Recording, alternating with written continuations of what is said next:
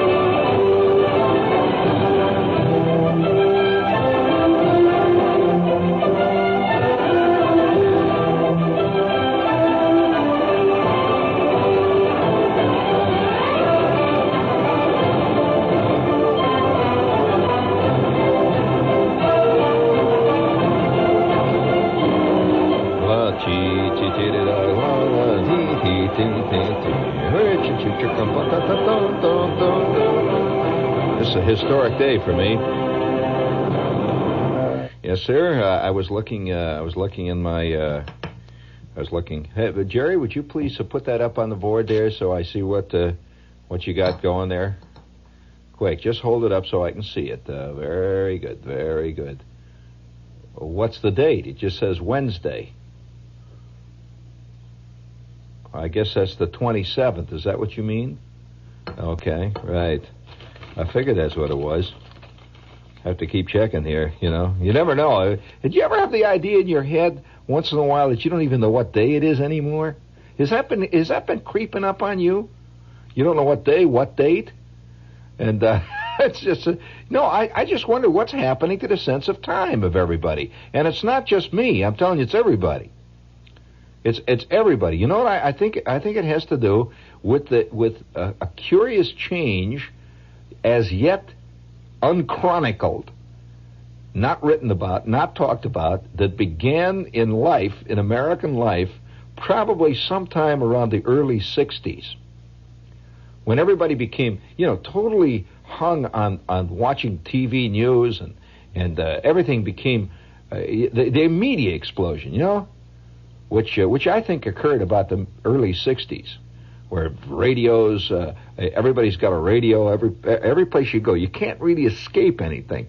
News goes 24 hours a day on radio stations, and it's your you hear the news machines. By the way, for those of you who hear these news machines, on these other type radio stations that use teletype machines behind the news, that sound is now past history. They do not have that anymore. The new news machines, which have just been put into various newsrooms all around the country, we've got them. Transistorized types, they really are something. But they make no noise. Not like, ding, ding, ding, jing, jing, jing, jing, jing. Have little green lights that go off and on. It's very cool-looking things. They very impersonal. It's like the other day, this friend of mine, he pressed the button on this lather. He got a lather thing for Christmas, the kind, it just gives you hot lather. Oh, there's more ding-dong stuff out for Christmas, And he was, one of the victims. He got one of those, and it's a give hot lather out, and you hook it onto the wall. It's got a thing. It's got screws. It goes, it's a whole big operation, like at a barber shop, and it says gives hot lather, and you plug it in.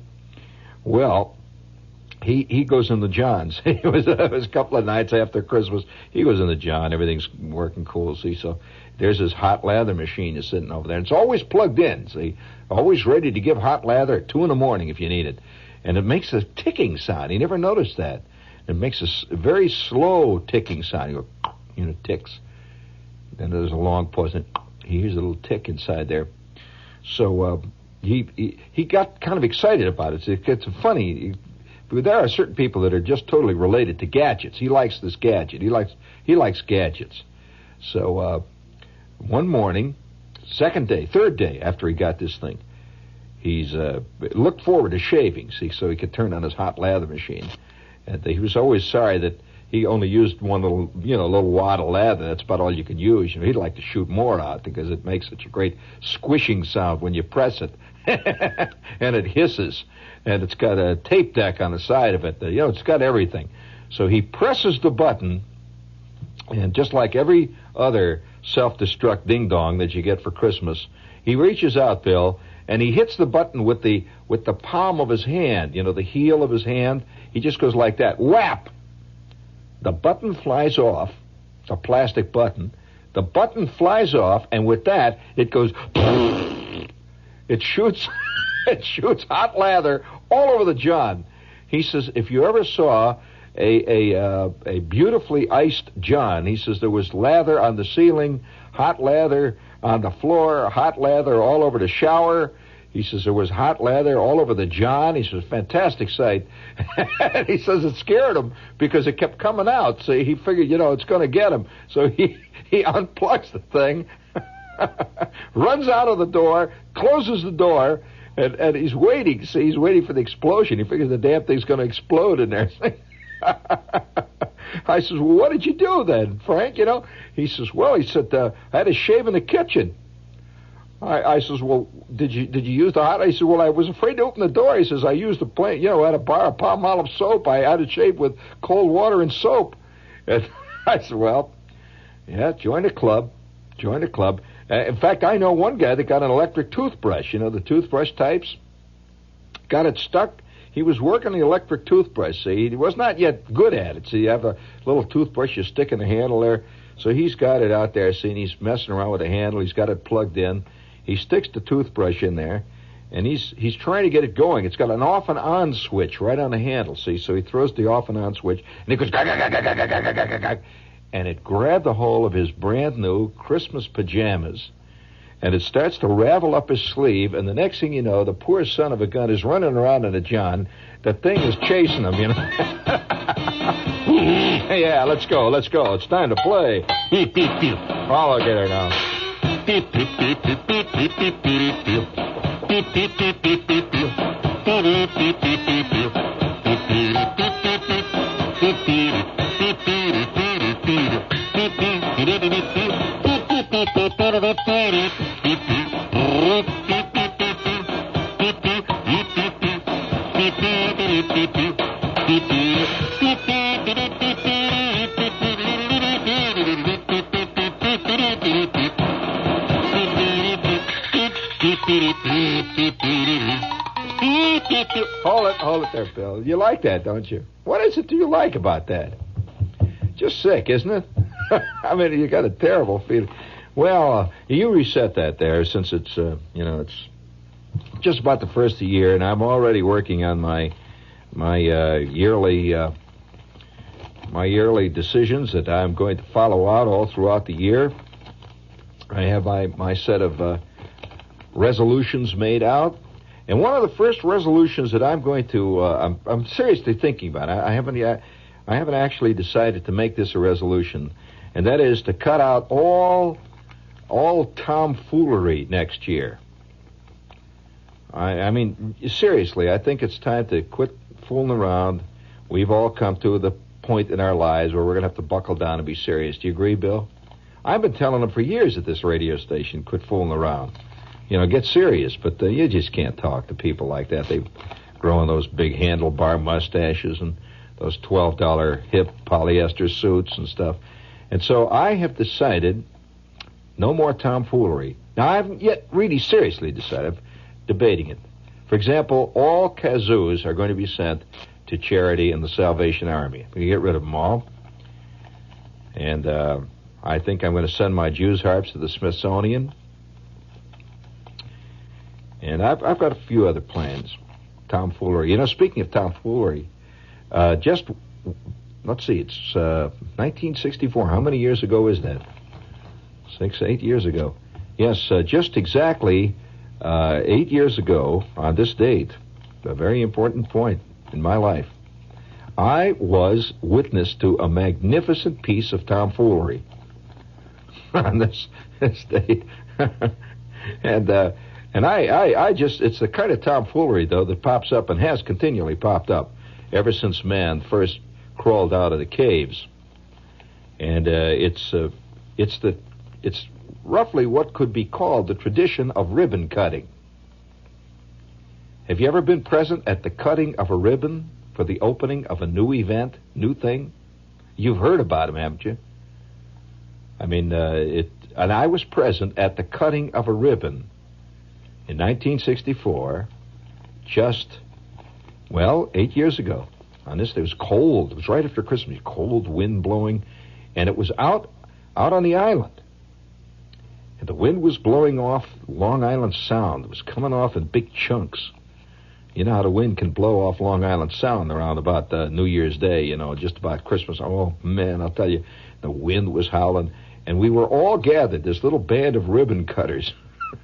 It sounds kind of silly, but I was invited for some strange reason, which really to this day does not make sense. Because I can't figure out why I was signaled out. Why they pointed out me, singled out among all the people in New York. There were only a few of us. It was like about 25 people. And it was early in the morning.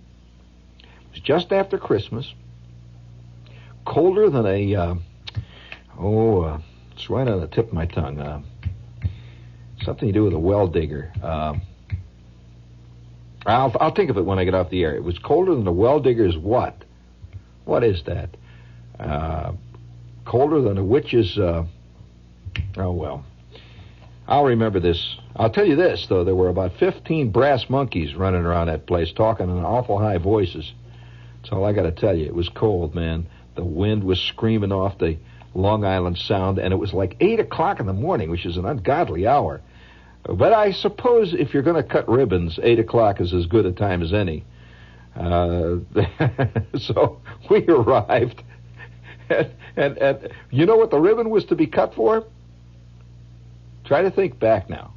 1964. What was it?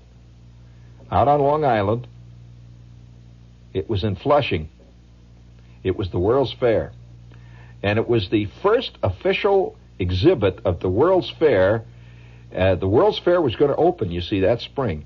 And it was the official first exhibit that was actually there and ready to be walked into and everything. And it was like a ceremonial cutting of the ribbon. And there I was, along with other notables. And we're all dressed up and wearing sheepskin coats and everything. The wind is blowing. And they had an actual ribbon. It was a real ribbon. You know, when you go to a ribbon cutting, they have a ribbon. It was a very wide ribbon. It was about, 3 inches or 4 inches wide. And it was in the official New York state colors. You know what those colors are? Well, you see it on the Mets, all the time. It's a New York City colors. Blue and orange. Yeah, that's right. Blue and orange. And here was this ribbon. It was a two-tone ribbon, blue and orange, and it was a wide one. It was about 3 or 4 inches wide, and it was right across the entranceway, the ramp leading up into this exhibit. And there was a platform, and they actually had a band out there. And this poor guy, one guy was blowing a saxophone, another guy was blowing a trombone, and they were dressed in some kind of a strange-looking band uniform. And somebody gave a speech, and he got up on the platform, and I was sitting right next to him, and he was the official ribbon cutter, and who was the big top dog, the official sultan in charge of the World's Fair? That is correct. Robert Moses himself. And there's Moses, and he's got a sardonic sense of humor. And he's got a hat on, and his face was craggy. He looks really craggy. The wind is blowing over his eyebrows, and he's got this big black coat, and he's sitting next to me. How I got next to him, really I was sitting next to a living monument. Robert Moses, we all know, Moses is a gigantic name. Some things are bigger than all of us. Moses was one of them. Some things are so big you can't comprehend them. Which reminds me, this is WOR, New York, and there are mysterious things that go on in this world. They're totally mysterious. That it's best not to even explain them. And that's what this ribbon cutting was. So I took the chance. It's just to come out to cut the ribbon, and I arrived about 7:30 in the morning. You had to get there very early. It says the ribbon will be cut at 8 o'clock, after which there will be a reception. Well, now, a reception at 8:30 in the morning is a kind of a milky experience in itself. But, oh, my God, was it cold. The wind was blowing. And Mr. Moses is sitting on this wooden bench. There was a little huddled band of pilgrims out there right on the shore. You know where that marina is down there? The marina, as you go past Flushing Meadows there, and the wind, and the band is playing suitable patriotic melodies. At which point, at exactly 8 o'clock, and there was a guy from the Daily News was out there, and he had this camera, and I remember it was a kind of dramatic to me because the camera's shutter froze. He had this. He was trying to take pictures, and his camera wouldn't work. He said, "The camera, hold it." He kept running around, hold it, wait a minute. And he'd take his camera and he'd blow on it. And, of course, that kind of bugged Moses. He wasn't going to wait for the guy's camera from the Daily News to unfreeze. So the wind is picking up, and there's little razor-like pieces of snow coming down. Somehow, I had the feeling right then, it was in the air, that the World's Fair, there was something wrong. I couldn't quite detect what it was. You didn't have the festive feeling that you should have had. And Moses got up, and he said, howling into the wind, and the PA system, they had this little $12 PA system with 2 tin little mushroom horns sitting on the edge of the platform, and one of these, these Japanese double-button carbon mics, and we're getting all kinds of feedback, and this little tiny PA system. Ladies and gentlemen, great pleasure to speak to you and to cut the ribbon for the first official exhibit opened by the New York World's Fair. This World's Fair will become a historic landmark in the cultural life of New Yorkers. And in just a few months, millions of people will come from all over the world to enjoy the greatest World's Fair ever put together on the soil of the United States. And now I take great pleasure in officially cutting the ribbon, opening the first exhibit that will stand on the grounds of the New York World's Fair. At which point the band goes, da, da, da, da, da, da, da, da, da, da, and the band is playing away, and he walks up to the ribbon. We're all standing there, and the guy's got the cameras, and suddenly Moses says, well, how am I supposed to cut it? 3 or 4 guys start running around. They had forgotten to bring anything to cut the ribbon with. There is no scissors. So a couple of guys plucked at it and tried to rip it. No way. This ribbon was, you know, how silk ribbon is really tough, man. It was nylon or something, and it was purple and orange, blue and orange. You weren't going to cut that ribbon with your fingernail. So Moses turns around, and right away the real Moses starts coming out. So he says, well, how am I supposed to cut this stupid ribbon? So, well, hurry up, let's get something going here. And the band is going,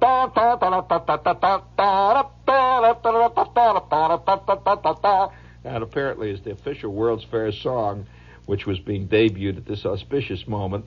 So we milled around a little bit, and the trombone man is blowing his horn. You can see the valve has got a little thin crust of ice on it. He can hardly move it back and forth. And the water is looking gray and creepy right next to us there. And finally, somebody came running out. He went out to his car, and he got this old rusty pair of scissors, which he had in a tire repair kit, Bill, in his car, and brought it out. And Moses says, about time. And he takes this ribbon-cutting scissors, see, and he's going, it's dull, you know, it's been used for cutting inner tubes and stuff. And he goes, he starts to cut the ribbon. Finally, he says, oh, this is stupid. And he grabs it now. He's got it about half cut. He just grabs it and he rips it. It goes like that. The ribbons both fly open.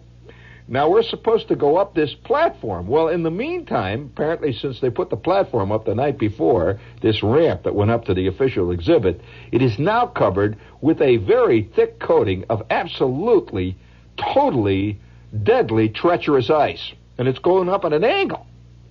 It's a wooden ramp. So about 3 guys and Mr. Moses start proceeding up this ramp, and now that you can see their wheels are skidding, he's skidding around. He's grabbing a hold of the rope, and we finally get up to the top of this ramp. All of us proceeding up. When out of the back of this thing, out of the back of the exhibit, comes a guy, and he comes running out, and he's got a workman's coat on. He says, "Wait, we're not ready. Wait a minute. Hold it. We don't have the fuses in yet. Wait, hold." The thing was not hooked up or wired up yet. So at which point, Mr. Moses says, well, okay, that's all right. That's fine. That's all right. Okay. All you guys got your pictures? Everything okay? You got your pictures? And 3 or more, maybe 5 more photographers go, wait, hold it. One more. Pop, pop, pop goes the bulbs. And we all slowly file back down the ramp, holding on to the ropes because nobody wants to get lost in the bay. We struggle on down to the platform and quietly disappeared. Nobody went to the reception. I don't even know what, it was supposed to be a reception for this thing. That's the last I ever heard of it. What was the exhibit? What was the exhibit? I bet. Now, why do I remember this kind of stuff? Now, it was a great ribbon-cutting experience. And the only time I've been present at an actual ribbon-cutting was a total fiasco. Now, all right, I'll tell you what the exhibit was. Did you remember? Did you go to the fair at all? You did, Jerry? Do you remember they had on the fairgrounds the ship that was used in the making of a monumental movie, Turkey, by the way? It was Marlon Brando's version of Mutiny on the Bounty. You remember the movie? Well, did you know that they had on the fairgrounds the actual ship? They had somehow managed to get it over there. They apparently brought it down through the canal or something. I don't know how they got it, but there it was. It was the Mutiny on the Bounty ship. And that was the first official exhibit that was opened at the fair. And symbolically enough, it was pretty symbolic. Not only could they not get the ribbon cut, but the movie was a fantastic turkey. I mean, if you saw the movie. Well, the reason I was thinking about this, I thought, that whole idea of the ribbon cutting ceremony is one of those things that people continually do. And one of my friends, a spy out on the West Coast, sent me a piece from the Los Angeles Times written by a guy named Martin Rossman, and it's a beautiful piece about ribbon cutting. You just don't see that kind of stuff written about. And he says, never mind death or taxes, the truly inevitable thing is another groundbreaking for a business structure, followed inevitably by a ribbon cutting, will be going on. It says, even the public relations people who set up the ceremonials chafe at some of the flackery. Sometimes they note apologetically that they advised against such events, but the clients or the employers always insisted on having a ribbon cutting. Quote, they're the bane of our life, says one PR type who handles real estate firms. You can go crazy trying to figure out something new. You got to have something new, You always got to have a new gimmick for cutting a ribbon. Comments another, who really wants to see pictures of three guys in business suits and a tractor in the background? The answer is, of course, often three guys. Everybody loves to see his picture in the paper. He says, well, there's been an evolution to this sort of thing. The first ribbon cutting, did you ever see pictures of them driving the spike in the Union Pacific Railroad? You know that? Did you know that was the beginning of the whole fakery of it all? That wasn't a golden spike. Do you know that wasn't really a golden? No, it was not. They had a golden spike, which they showed to everybody, which they then put in the Union Pacific Museum, but they never drove it in. They drove a regular spike in. Well, so, you've always heard about the golden spike. That was a fake. They never actually did it.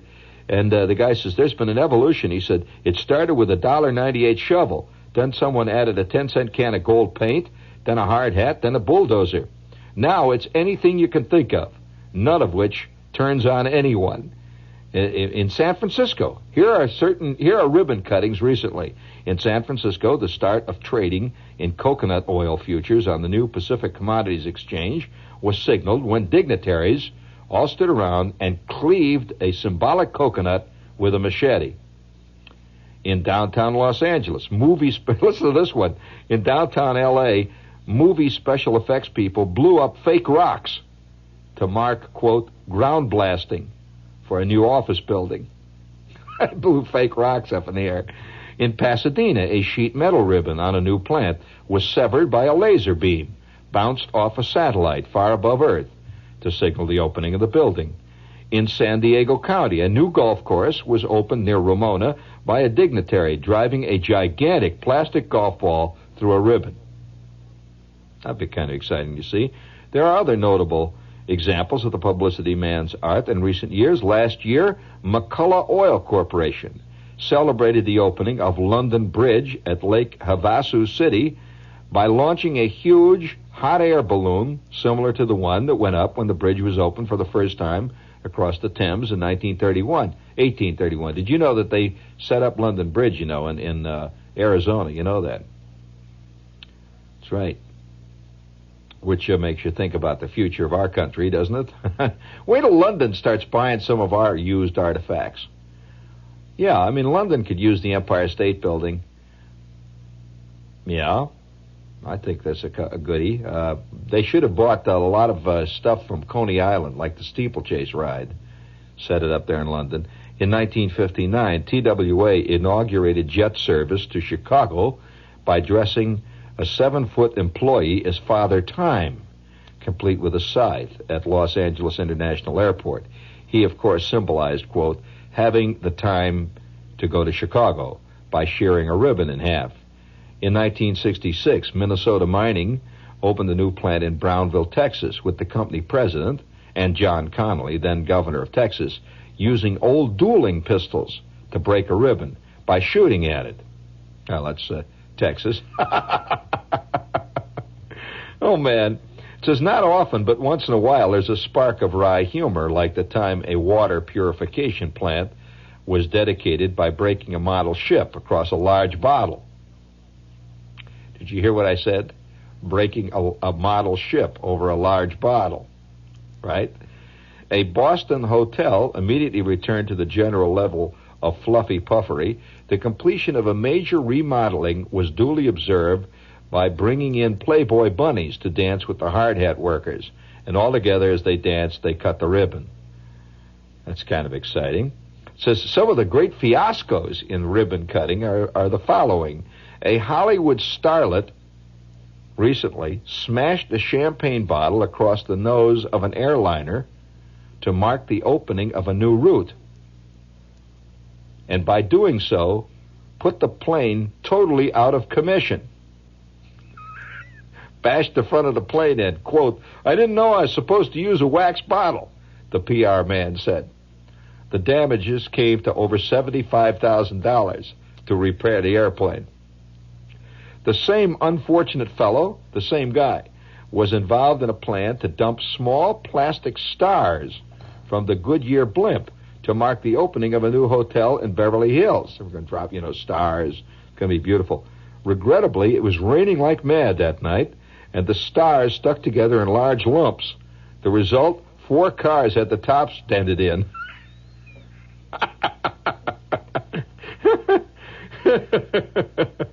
Listen to this one. Dynamite was to be exploded to dramatize the breaking of ground for a Hollywood office building. At the critical moment, a dignitary pushed the plunger, and nothing happened. A small plume of black smoke. In Chicago, some Jamaican birds of brilliant plumage were flown to O'Hare Field to signify the opening of a new service to the island nation. What emerged were a couple of bedraggled, almost featherless fowl. The birds lost all their feathers because it was molting season. In New York, a model on horseback and dressed in armor was led into a major hotel to herald the opening of a large convention. Conventioneers were delighted, but the hotel wasn't. When on the way out, the horse chose the main lobby to answer nature's call. And probably most ignominious of all, a plain shovel was used to turn ground here for a new animal care facility. The shovel broke. Well, now, I was. Have you ever been involved in any real PR stuff? You've done a lot of things in radio. You must have been sent out to do remotes. Oh, listen, I've seen some sad ones. Like the time a guy promoted a fashion show aboard an airplane. It was supposed to be the first fashion show that was ever held on an airplane, a real fashion show. They were going to have models, going up and down the aisle. And the plane, the actual plane, they just picked a plane. They were going to just, decide on a plane. Well, the plane happened to be a Chicago to New York run, which, as you know, is about a 2-hour flight. Just about right, for a fashion show. They picked it very carefully. So the day of the fashion show, they got all the models aboard, and they had all the clothes hung in the back. And it was not announced to the general public. It was supposed to be a big surprise on them, say. So they hung the clothes, and they took one of the Johns, and they made it into a closet in the dressing room, and they hung the clothes in there. They got these 3 models. They even got a calypso band, the whole bit. They called all the radio and TV out. In fact, I was in Philadelphia at the time. They called the radio stations, come and follow it and tape this fantastic event. Well, we all, everybody's looking for a free ride to Chicago, drink some booze and have some fun on a plane. So myself and about 3 other guys went, and we get out at the airport. So we get our equipment aboard. Say the engineer, we load it all up, and we've got our stuff set up. And the guy with TV, at that time I was with a TV set up. They had the cameras and all. There must have been about 9 of us. See, not more, maybe about 6 or 7 guys. Now this is a big 110 passenger liner, right? So they wheel it out to the big tube, where the people get on the plane.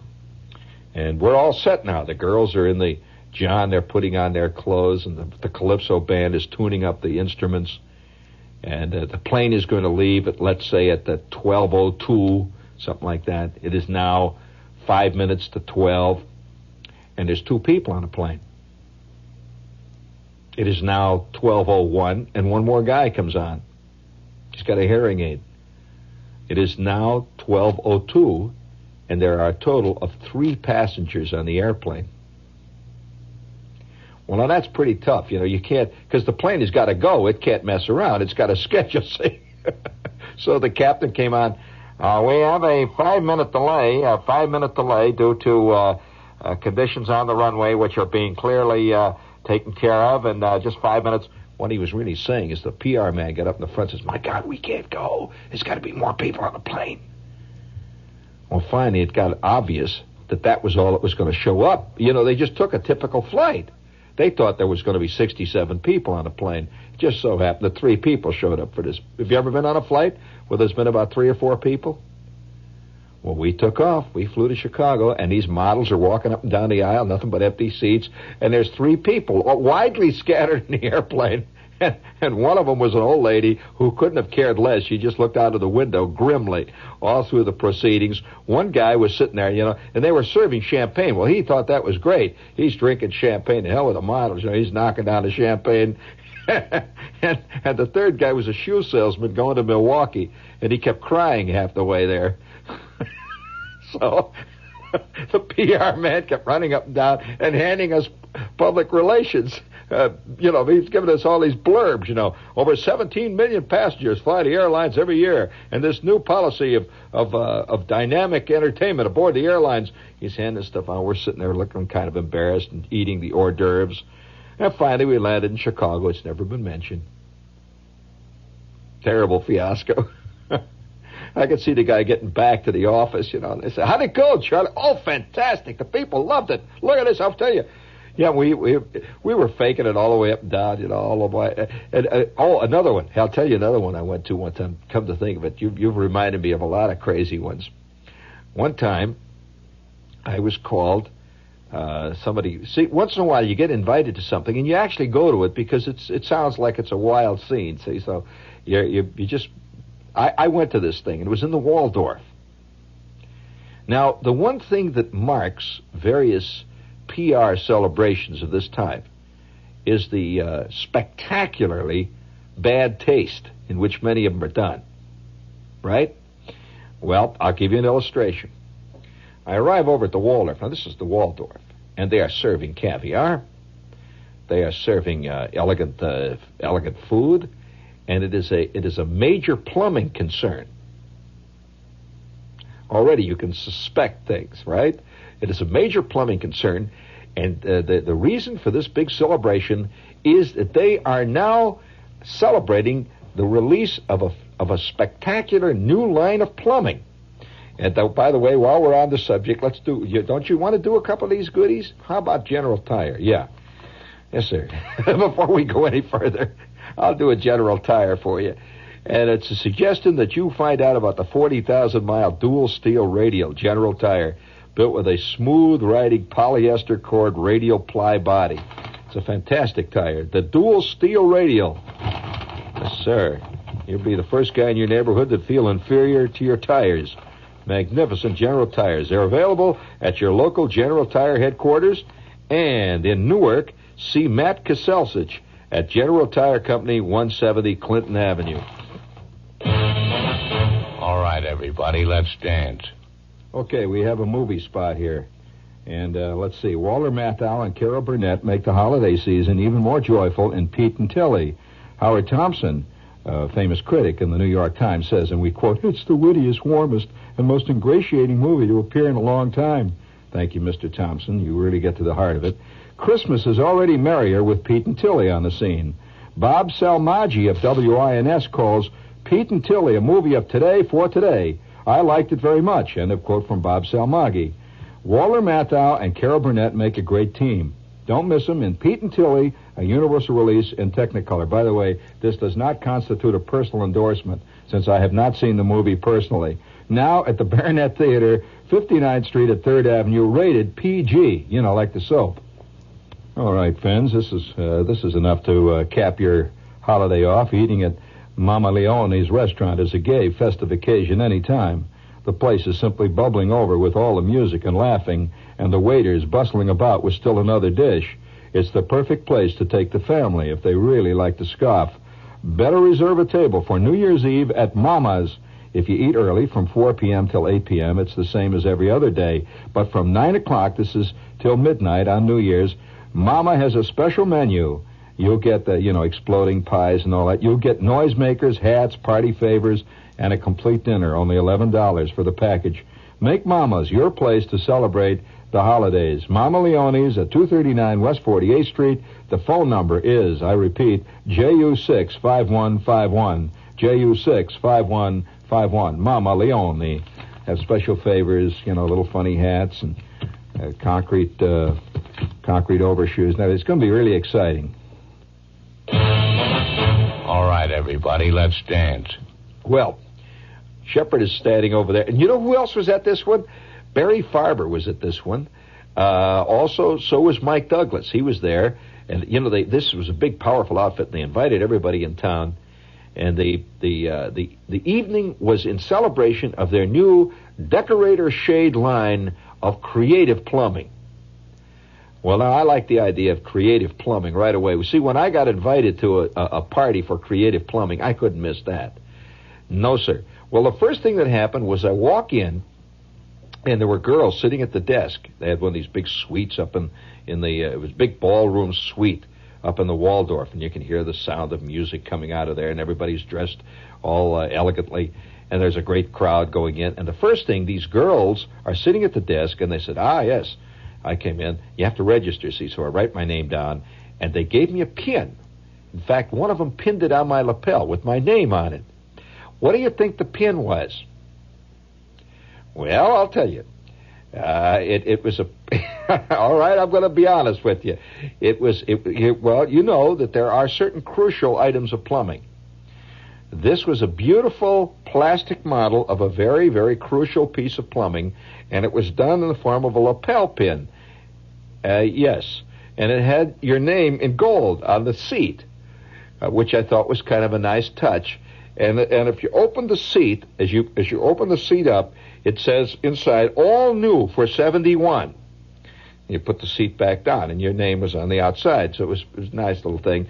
And they came in different colors. They had pink and blue and green, all decorator shades, of course, olive green, Byzantine blue, various elegant colors. So mine happened to be what they call desert gold. It's kind of nice to have a desert gold little John seat there. You open it up.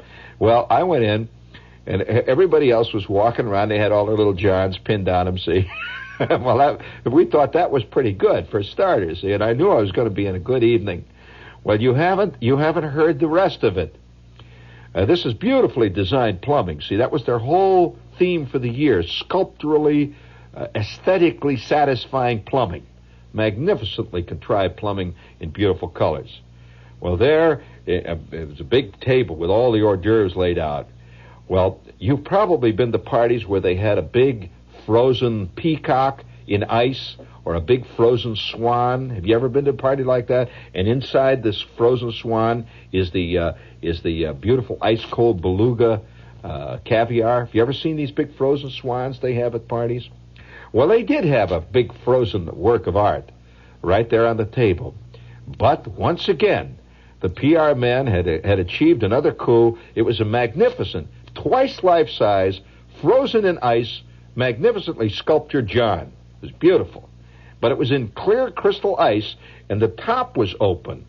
And the top had big gold letters that says, all new for 71. And in the bowl was the beluga, the magnificent beluga caviar, which was being dipped out of the John and served to you. Now, I'm telling you, it's the truth. Everybody, this was really spectacular. Everybody's really applauding it. Well, at that point, the lights dimmed and the band went ta-da! And up at the other end of the room, there's a little stage lit up, and out came four girls.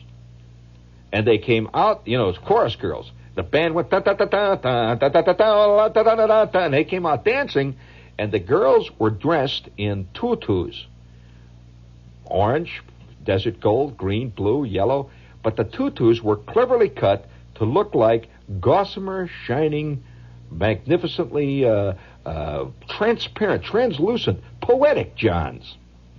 they were dressed like Johns, different colors, these girls were. And again, the big gold letters, all new for 71. And with that, one of the PR men walked among us and said that we could get pictures of these girls dressed as the brand new Johns, all autographed by the girls, and we could use them in our publications, whichever publication you represent. So, in the meantime, of course, it was getting better and better. The final smashing bit of taste, which was enjoyed by one and all, came when. No, I better not. There's kids listening. But the public relations man is with us at all times, friends, and he knows no boundaries of taste. I mean, he has one goal in life: get them to come to your party and make them know it. Well, now that takes all kinds of things. If you have to give them hot feet when they come in, you have to blow the top of their heads off with acetylene torches, you'll do that. Whatever it takes to make them know you're there, do it. Well, of course, as I left there, I could see people were taking their little John seats home for souvenirs of another successful aesthetic evening in New York. I feel that one day somebody's going to have to make a film. A film. I think this has to be preserved. A film will have to be preserving these various New York events, so that 100 years from now they'll know what our real folk rituals were like. Oh, wait a minute. One day I attended up there on the very rooftop of the Time Life building in one of the most elegant rooms in New York, a party celebrating the anniversary of the New York blackout. Now, what did they do? They held it in the dark, of course, and everybody was given little tiny pen lights to look at each other with. God only knows what they were selling. I don't remember what they were selling, but it was a celebration of the New York blackout. And in the meantime, they had a comic standing in the corner telling blackout jokes, which everybody duly enjoyed. And especially at night, when the batteries begin to run down.